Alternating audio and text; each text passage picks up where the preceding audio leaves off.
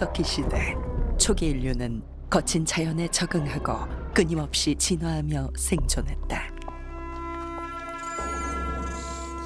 인류사의 99%는 역사가 기록되기 이전인 선사시대다.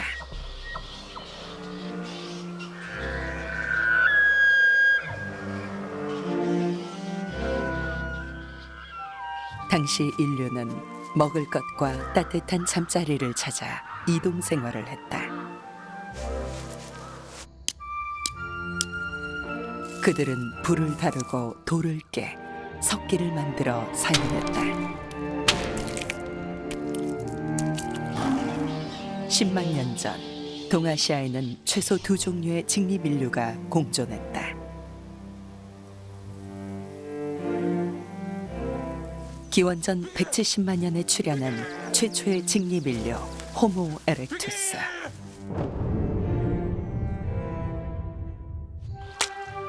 이들은 이전 인류와 달리 죽은 고기도 먹을 수 있었다. 그들이 생존할 수 있었던 큰 이유 중 하나였다. 해부학적 연구 결과에 따르면 호모 에렉투스들은 언어를 사용했다. 마지막 사부미가가 오비무 마미사시모 가가이라 가가민다. 호모 에렉투스가 출현하고 160만 년 후 새로운 인류가 나타난다. 호모 사피엔스다.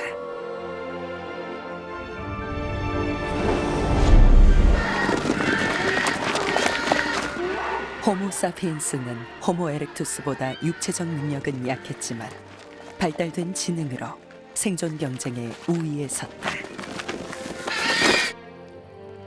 그들은 힘을 합쳐 사냥을 했고 호모 에렉투스보다 발달된 언어를 통해 정보를 공유하며 집단의 규모를 키웠다.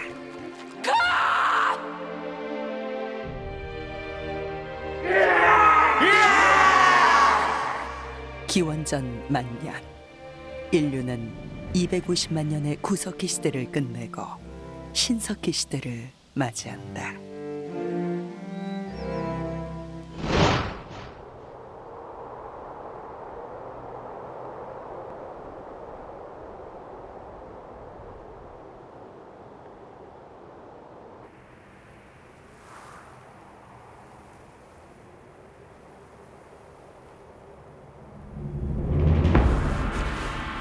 신석기 시대가 되었지만 먹고 사는 문제는 여전히 인류에게 큰 숙제였다.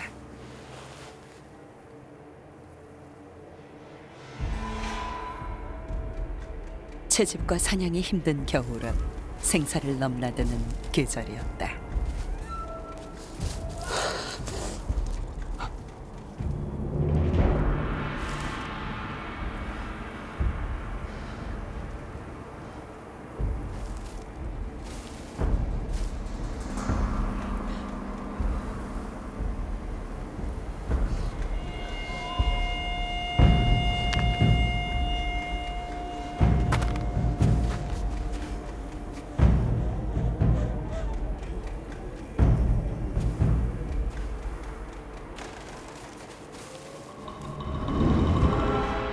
내 이름은 너울. 나는 사냥꾼이다. 나의 아버지의 아버지의 아버지들이 그래왔듯 이 겨울만 견뎌내면 꽃이 피고 사슴이 돌아오고 나의 궁주름도 사라질 것이다.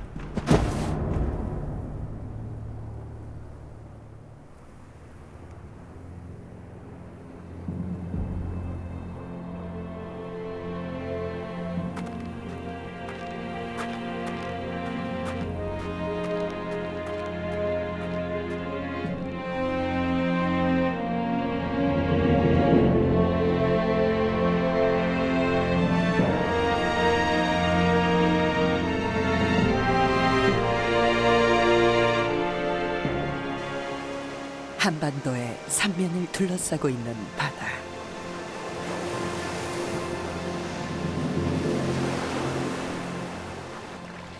물속에서 숨을 쉴 수 없는 인간에게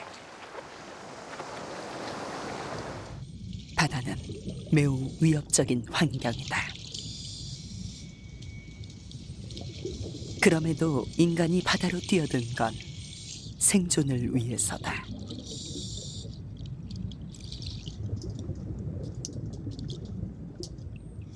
인간은 언제부터 바다의 의지에 살기 시작한 걸까?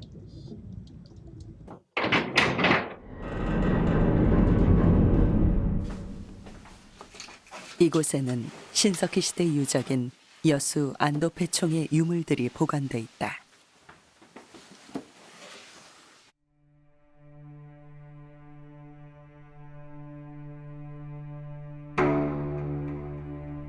이곳에서 나온 유물은 신석기 사람들이 다양한 식량 자원을 이용했음을 보여준다.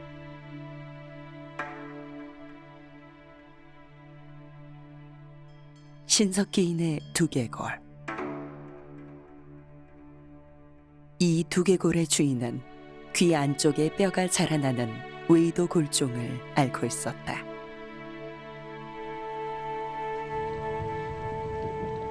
다양한 이유로 발생하는 웨이도 골종은 오랜 세월 잠수를 거듭한 사람들에게 나타난다. 물속의 높은 수압이 귀뼈를 변형시키기 때문이다.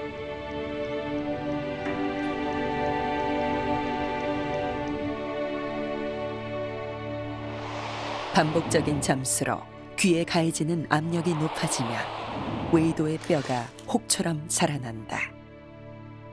증상이 심해질 경우 소리가 작게 들리는 난청이 발생한다. 이것은 안도패총 사람들이 남자든 여자든 상관없이 상당히 오랜 기간 동안 그 깊은 물속에 잠수를 하는 그런 작업들, 그래서 그것과 관련해서는 아마 뭐 조개라든가 이런 해산물을 채취하는 작업들을 해서 그들의 식량원이 바다 쪽에 있었다.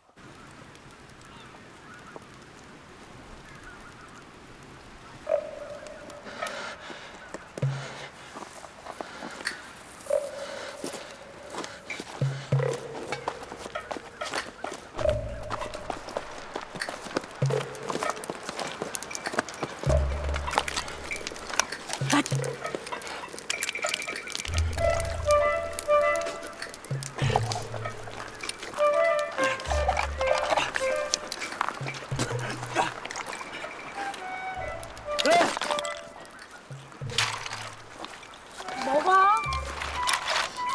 진짜? 아, 먹어도 돼. 고마워.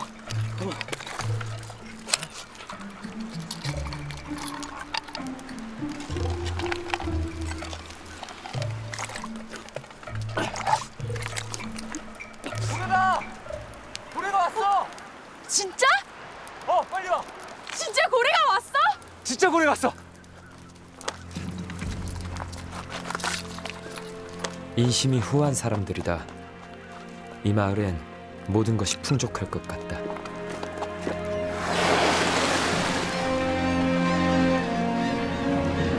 지구상에서 가장 큰 포유류인 고래. 한반도 근해에는 약 40여 종의 고래가 있다.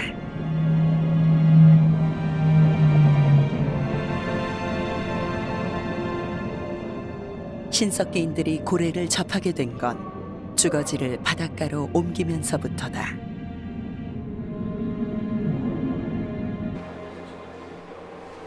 기후 변화로 한반도의 지형이 크게 변했기 때문이다. 구석기 시대가 끝나고 역시 그와 함께 빙하기가 끝나게 되면 날씨가 따뜻해지니까 이와 함께 빙하가 녹게 되면서 해수면이 급속도로 상승하게 됩니다. 지금하고 비슷한 기온이 되면서 바닷가라고 하는 공간이 여러 가지 해양 자원을 이용할 수 있는 좀 안정적인 공간으로 바뀌게 되는 것입니다. 그때 해수면은 지금보다 높았다. 바닷물은 내륙 깊숙이까지 들어와 있었다. 신석기 시대 바다와 맞닿아 있었던 태화강 상류. 이곳에는 당시 사람들이 새겨놓은 생생한 삶의 기록이 남아있다. 높이 3m, 너비 10m의 바위에 새겨진 암각화. 여기에 새겨진 건 대부분이 동물이다. 너구리, 거북이, 고래 등 146점의 다양한 동물 모습이 확인된다. 그중 육지 동물은 86마리, 바다 동물은 60마리다. 가장 많은 동물은 고래로 무려 46마리나 새겨져 있다.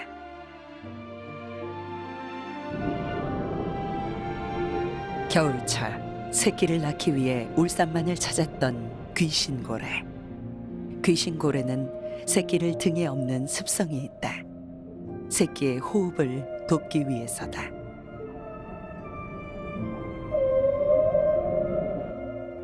암각화에는 이런 고래의 습성까지도 표현돼 있다. 방구대 암각화가 해외에 알려지기 전까지는 뭐 인간들이 바다에 가서 고래 사냥했는 게 역사시대 10세기라고 알려져 있었습니다. 근데 방구대 암각화는 거의 뭐 7000년까지 지금 거슬러 올라가고 있는데 지구상에 알려져 있는 유적 중에서는 세계에서 가장 오래된 고래 사냥 그림들을 담고 있는 그런 유적입니다. 다양한 고래 형상은 고래에 대한 신석기인들의 깊은 관심을 보여준다.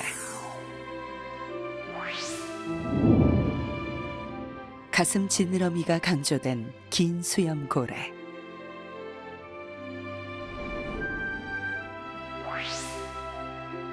뭉툭한 사각형 모양의 머리가 특징인 이 고래는 향유고래를 묘사한 것이다.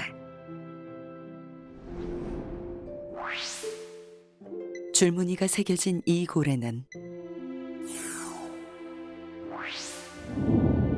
배의 주름이 특징인 혹등고래다. 고래를 직접 보지 않고서는 그릴 수 없는 특징이다.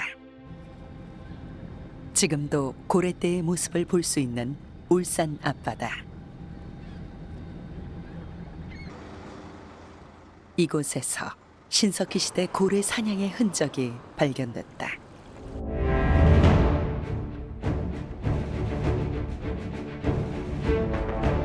사슴뼈로 만든 작살이 꽂힌 채 발굴된 고래뼈다. 이거는 고래의 견갑골이고요. 견갑골에 지금 저기에 있는 그 작살 촉이 박힌 채로 뿌려져서 나온 겁니다. 그러니까는 저것은 누군가가 고래에다가 이렇게 박았는데 박고 난 다음에 힘에 의해서 이렇게 부러진 거죠.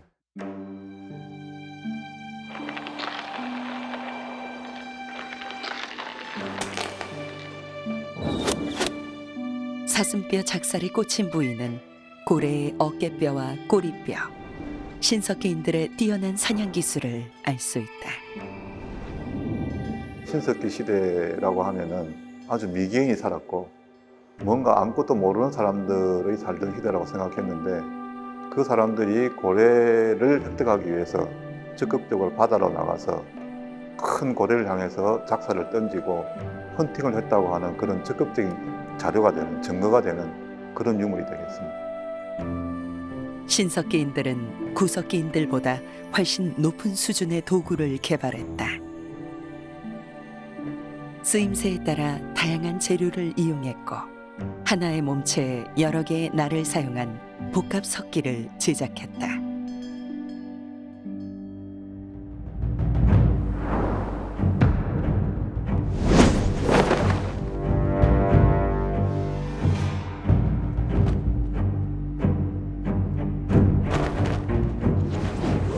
도구의 발달과 함께 신석기인들의 활동 영역은 한층 넓어졌다.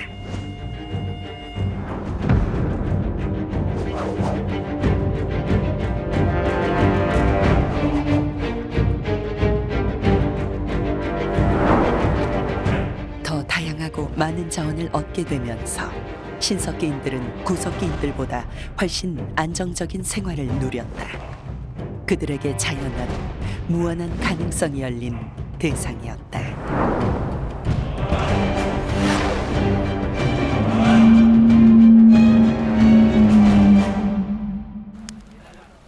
고래다! 고래가 왔다!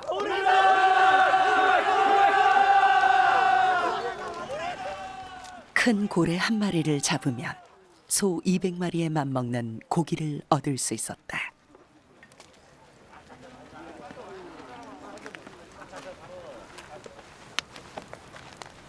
너우라, 초장님, 이번 사냥에서 엄청 큰 일을 했다며.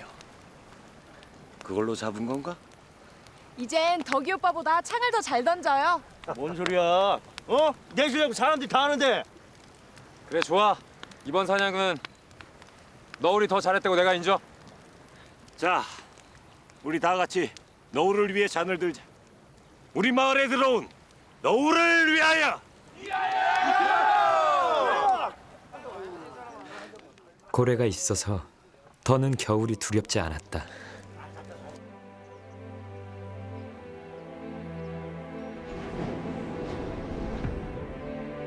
고래를 잡았던 한반도의 신석기인들. 그들은 어떻게 바다로 나갔을까? 그 실마리 또한 암각화에서 찾을 수 있다.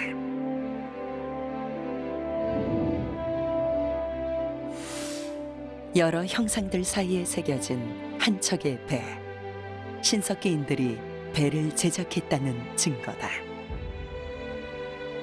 창녕 비봉리의 신석기 유적.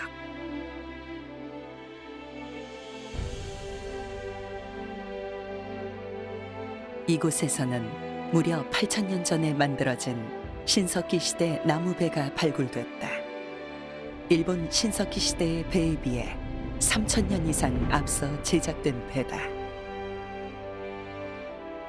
통나무를 파내어서 만든, 요즘으로 치면 뭐 어떤 큰 판재 선박이 아니고 통나무를 파내서 쓴 카누의 개념이라고 보시면 됩니다. 여전히 석기가 주 도구였던 신석기 시대. 배 제작에는 여러 사람이 동원됐을 것이다. 신석기인들은 작업 효율을 높이기 위해 숯불을 사용했다. 목재 내부의 해충을 없애고 석기로 쉽게 파내기 위해서다.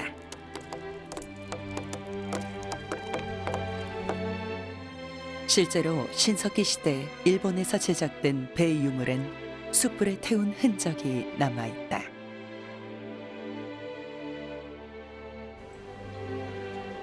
발굴된 배는 폭 62cm, 길이 310cm로 200년 된 소나무로 만들어졌다. 배를 만들 수 있게 되면서 신석기인들의 삶은 큰 변화를 맞았다. 여러 사람이 함께 바다로 갈 수 있게 된 것이다.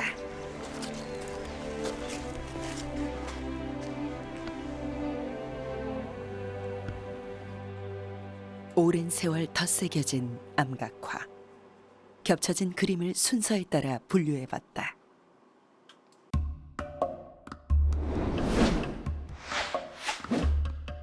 겹쳐진 그림을 지우자 고래를 잡는 두 척의 배가 모습을 드러낸다. 여러 척의 배가 합동해 고래를 잡는 선단식 포경 방식이다. 여름에는 북방으로 올라갔다가 겨울 무렵 한반도로 돌아오는 고래. 육지 가까운 바다로 돌아오는 고래의 습성을 이용해 신석기인들은 가까운 바다에서 고래를 잡았다. 하지만 몸집이 큰 고래를 잡기 위해선 그만큼 많은 사람의 힘이 필요했다. 신석기인들에게 고래 사냥은 목숨을 건 도전이었다. 자연은 변덕스럽다. 모든 것을 내어주다가도 한순간 거두어간다.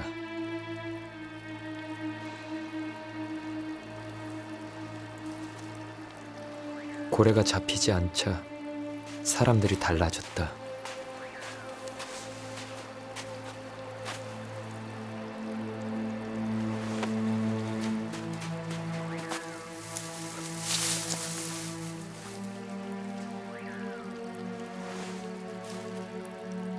하지만 난 믿는다.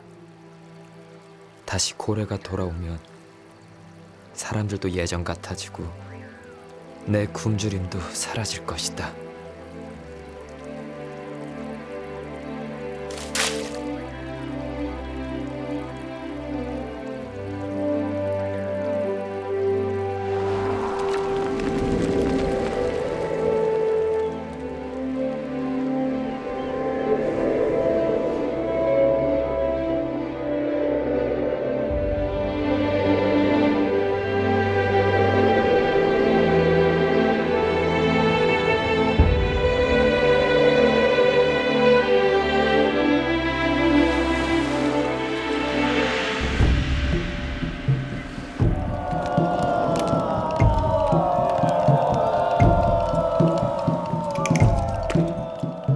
고래가 잡히지 않자 촌장님이 나섰다.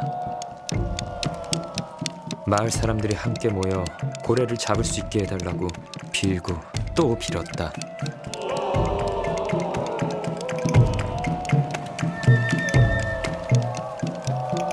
신께서 전하시고 내가 말한다. 이번 겨울 우리 마을엔 고래고기와 기름으로 넘쳐날 것이다. 사람들과 함께 있으니 두렵지 않았다. 배고픔도 잊을 수 있었다. 적어도 이 순간만은.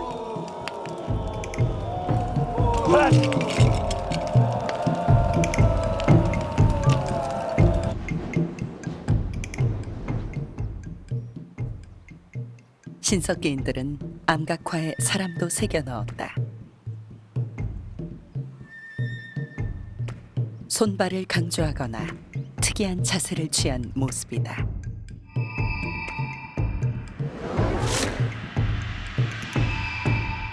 이 암각화 속에 제일 왼쪽에 제일 위에 보면은 무릎을 약간 구부리고 두 손을 합장을 하고 기도하는 듯한 포즈인데 많은 연구자들은 이걸 이제 샤만이라고 보죠.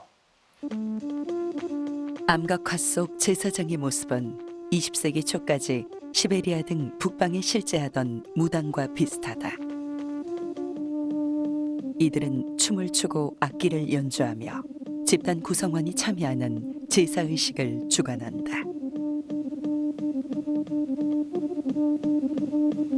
왜 이런 일들을 했을까? 부족이면 부족, 집단이면 집단 구성원들이 똑같은 목적을 가지고 똑같은 마음으로 서원을 하고 서로 교류하고 그다음에 또 새로운 정보들을 또 교환합니다.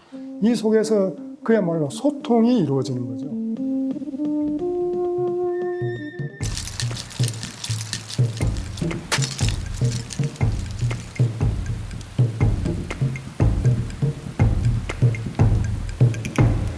때가 왔다. 어머니가 부른다. 바다가 부른다. 고래가 우리를 부른다.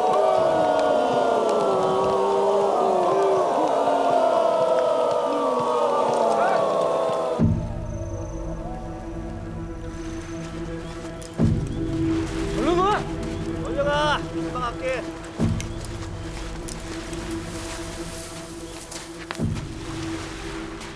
꼭 이래야겠어? 무슨 소리야? 이렇게 바람이 부는데 바다에 간다고? 너무 무모하잖아. 우린 지금껏 이렇게 살아왔어. 다들 굶고 있는 거 안 보여? 날씨 봐가면서 어떻게 먹고 사냐? 가자.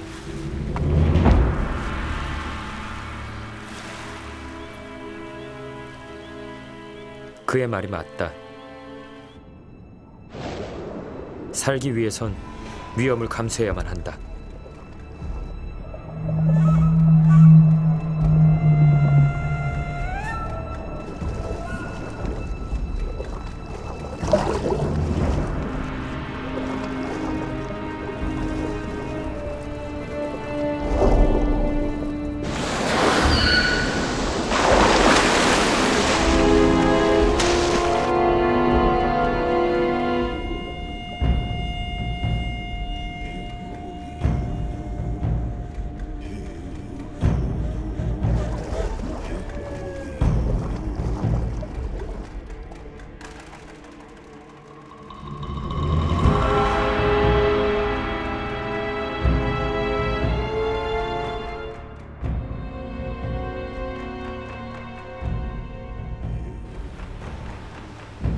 부산과 거제도 사이에 위치한 가덕도. 과거 바다로 둘러싸여 있던 이곳은 신석기 시대 사람들의 무덤이었다.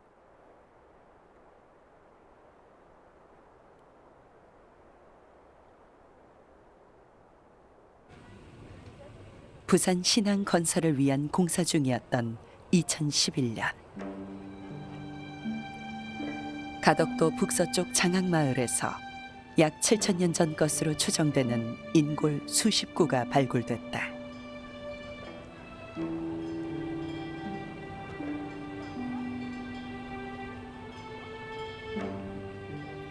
옥제품과 조개 껍질 팔찌 등 신석기인들의 삶을 짐작케 하는 다양한 부장품도 함께 출토됐다. 지금까지 우리나라에서 신석기 시대 인골이 약 한 25구 정도 지금 보고되어 있는데요. 이번 그 장항유적에서 48기 약 59 정도가 나왔습니다. 지금까지 나온 것보다 훨씬 많은 인골이 나왔고, 당시 사람, 신석기 사람들이 정말 어떻게 살았는가, 무슨 생각을 했는가 하는 것을 정말 단적으로 보여줄 수 있는 아주 중요한 유적이 그렇게 나타난 거죠. 산성 토질인 우리나라에선 인골이 온전한 형태로 보존되기 어렵다.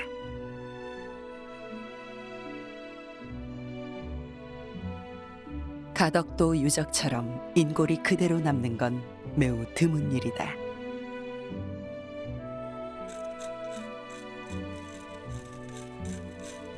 가덕도 인골들에서 가장 눈길을 끄는 건 바로 매장 방식이다. 시신을 하늘을 향해 반드시 높이는 신전장. 그런데 가덕도 유적에선 전혀 다른 형태의 매장법이 발견됐다. 태아처럼 팔다리를 구부린 채 매장된 유골. 굴장이다.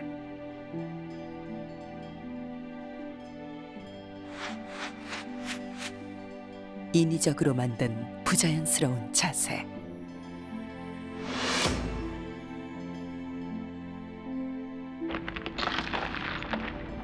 굴장안. 가덕도 유적이 발굴되기 전까지 우리나라에서는 발견되지 않은 매장 방식이다. 굴장이라고 해도 사람이 이제 몸을 갖다가 강하게 이제 압박해가지고 이렇게 심하게 구부리는 것인데, 그것도 이렇게 다리만 묶은 것이 있고, 다리가 가슴팍으로 오게끔 확 올려서 묶은 그런 스타일도 있기 때문에 뭔가 고의적인 거죠. 그 사람이 아마 어떻게 죽었는가에 따라서 장법이 달라지지 않을까.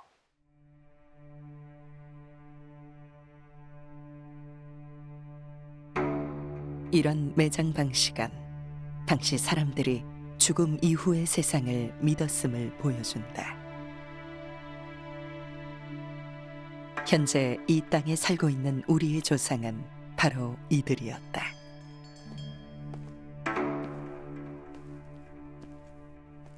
우리 삶의 원형이 신석기 시대에 있는 것이다.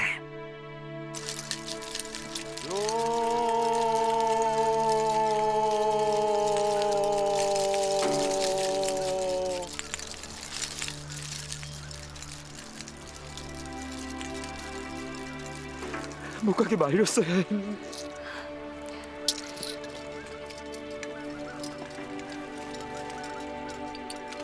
고래 사냥꾼 덕이는 30살도 채우지 못하고 세상을 떴다.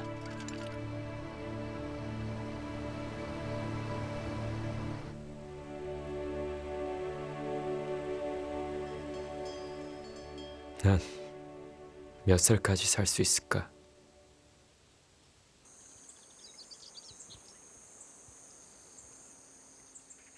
바다에서만으론 식량을 충분히 확보할 수 없었다. 신석기인들은 내륙으로 시선을 돌렸다.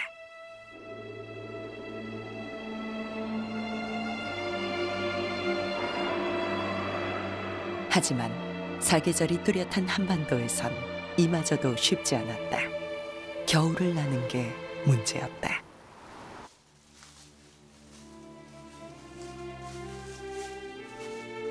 신석기인들은 대책을 마련했다.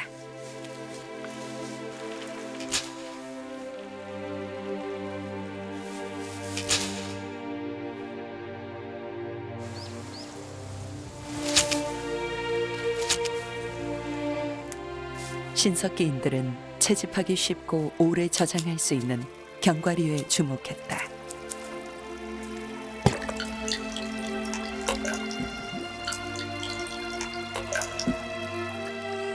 도토리는 매우 유용한 식량이었다. 신석기인들은 도토리에 그들의 지혜를 더했다.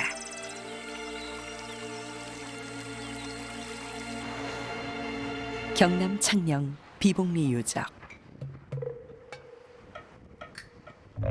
물이 계속 잠기고 해서 과거 바닷가였던 이곳에서 신석기인들의 식생활을 짐작할 수 있는 유물이 나왔다. 닿는다니까요. 유적 한편에서 발굴된 수천 년 전 도토리.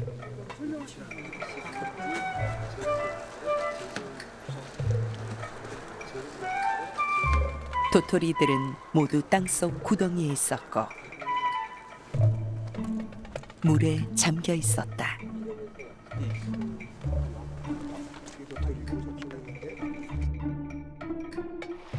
조사 결과 이것은 직경 1m, 깊이 80cm의 지하 도토리 저장고였다. 도토리 저장 구덩이 안에 도토리를 가득 채워 놓는 이유는 저장을 하는 구덩이이지만 도토리 속에 들어있는 떫은 맛, 탄닌을 제거하는 기능을 합니다. 물 속에 보통 민물에는 한 7, 8일, 바닷물은 5일만 있으면 탄닌이 제거된대요. 해안가에 저장고를 만들고 바닷물에 도토리를 담가 먹기 좋게 한 것이었다.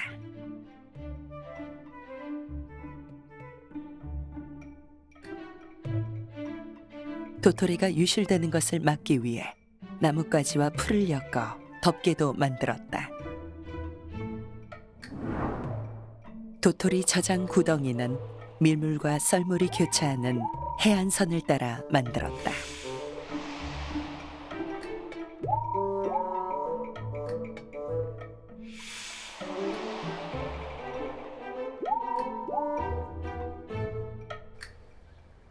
하지만 사람들은 더 안정적인 식량 공급을 원했다.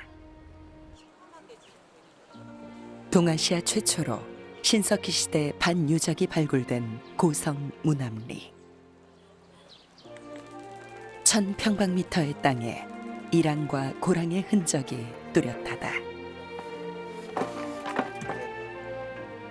반유적에서는 탄화된 곡식도 출토됐다.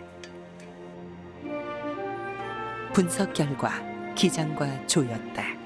한반도의 첫 곡식이었다.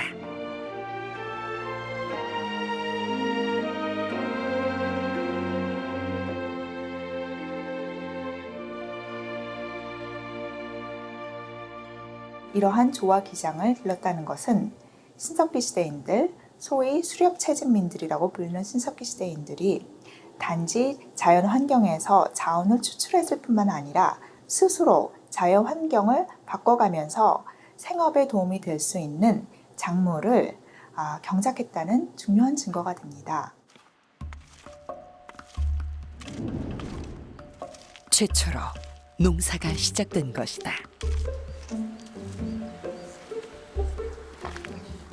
우리는 새로운 식량을 찾았다. 잡거나 줍는 것이 아니라 기르는 것이다.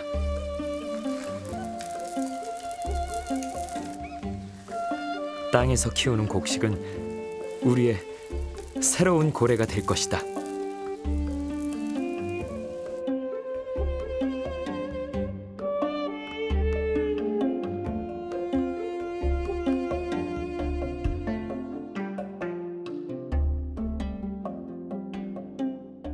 고기잡이와 열매 채집에 농사가 더해졌다.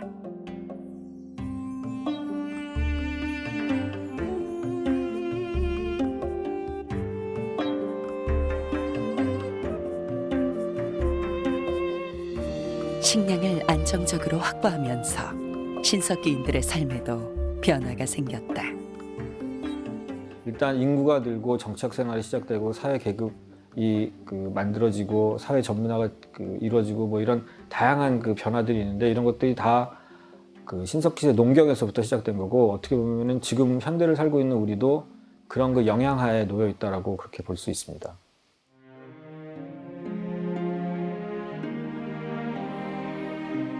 이후 벼가 재배되고 논이 만들어졌다. 농업이 발달하자 인구가 폭발했다. 집단의 규모는 커지고 다양한 직업이 생겨났다.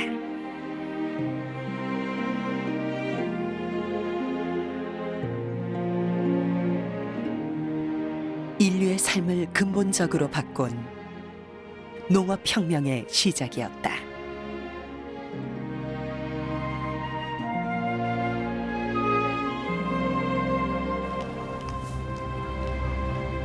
이제 인류에겐 남는 것들이 생겨났다. 사람들은 자신들이 가진 것들을 가지지 못한 것들과 바꾸려 했다. 교역이 시작된 것이다.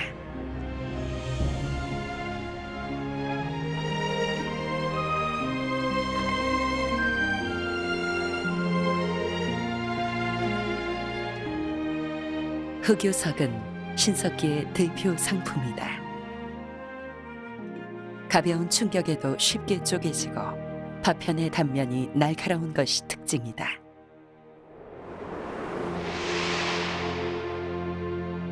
신석기인들은 이 흑요석 날을 나무에 끼워 결합식 착사를 만들어 사용했다.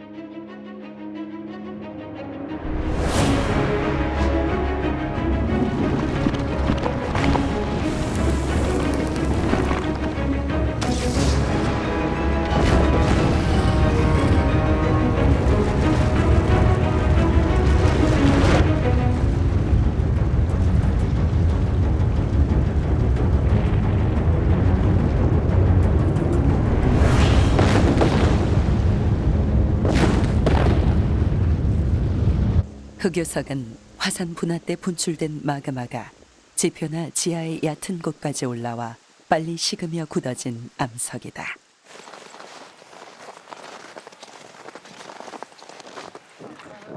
지금도 화산 활동을 멈추지 않은 백두산.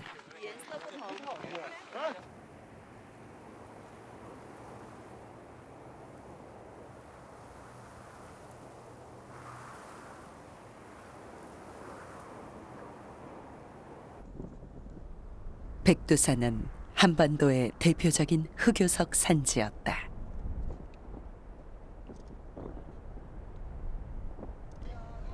백두산의 흑요석은 한반도 곳곳으로 퍼져나갔다.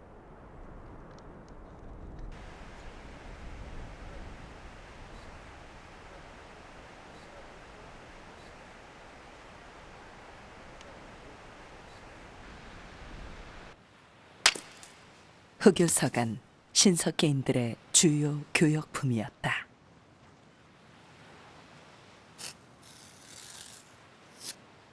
집단이 살고 있는 주변의 환경 속에서는 그들이 필요한 모든 물자가 다 존재하고 있지 않습니다. 그러나 당시 신석기인들이 필요한 생업 활동에 필요한 각종 도구를 만들기 위해서는 특정한 도구들이 필요로 하게 됩니다. 그럴 경우에는 그런 특정한 도구를 만들 수 있는 재료가 산출이 되는 지역의 집단들과 자연스럽게 교류라든지 교육을 하지 않을 수밖에 없습니다. 교역이 한반도 안에서만 이루어진 건 아니었다.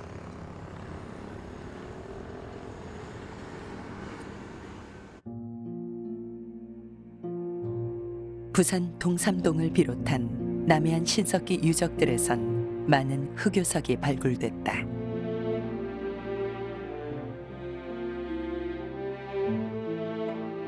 신석기인들이 도구를 만들기 위해 떼어낸 흑요석 박편들. 이 흑요석들은 모두 백두산에서 온 것일까?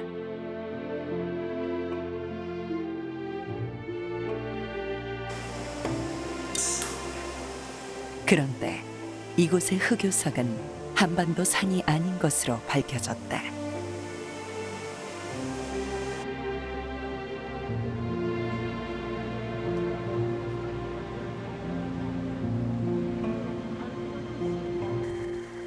부산에서 배로 대한해협을 건너면 도착할 수 있는 일본 규슈. 工場の跡といいますかね、そういったところです。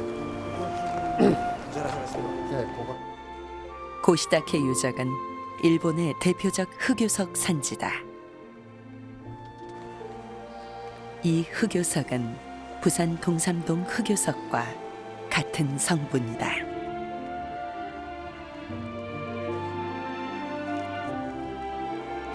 ここ腰岳はですね、これ山全体が遺跡ですよね。ここが300メートルからですかね。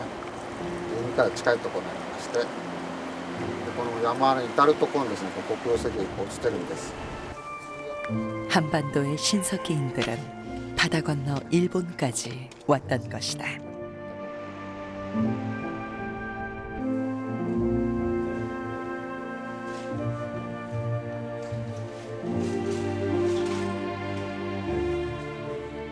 흑요석이 건너온 바닷길을 따라 한반도의 다양한 물건들도 함께 왔다. 스시마에서 발견되는 수많은 조개 팔찌들, 투박 조개로 만든 것이다. 하지만 이곳에선 투박 조개가 나지 않는다. 투박 조개는 한반도 남부에 서식한다. 부산 동삼동 일대의 신석기인들이 만든 조개 팔찌가 일본에 수출된 것이다.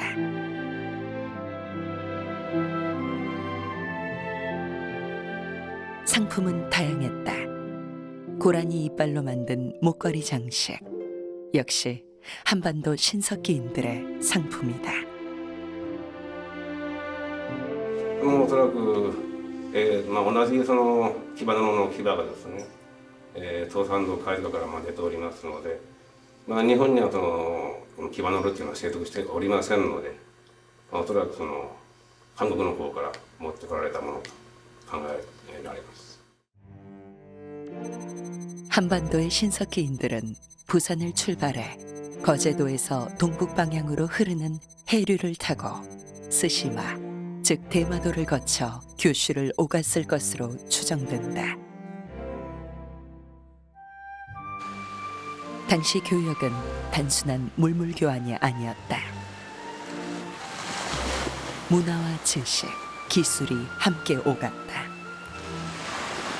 역사 이전의 신석기 시대. 기록은 없지만 유물들은 당시 사람들이 치열한 삶을 살았음을 말해준다.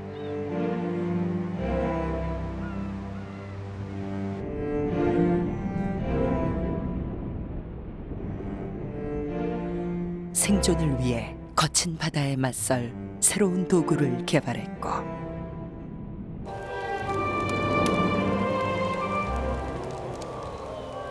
풍요와 안정을 기원하며 제사의식을 통해 사람들을 하나로 모았다.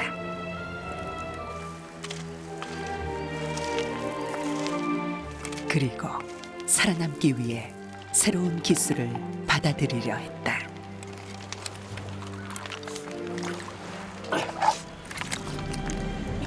그 결과 신석기인들은 인류의 오랜 방랑을 끝내고 마침내 정착할 수 있었다. 내 이름은 너울. 이곳은 기회의 땅이다. 언제나 새로운 물건과 정보가 교환된다.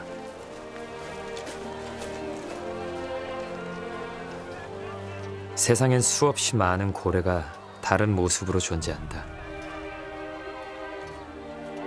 난 이제 더 멀리 갈 수 있다.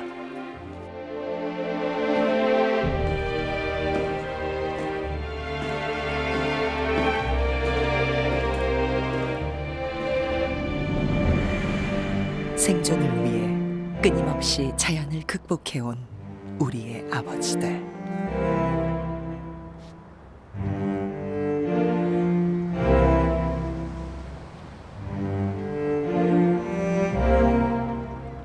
해양과 대륙을 아우른 오늘 대한민국의 시작은 한반도 신석기인들이 만든 최초의 문명이다.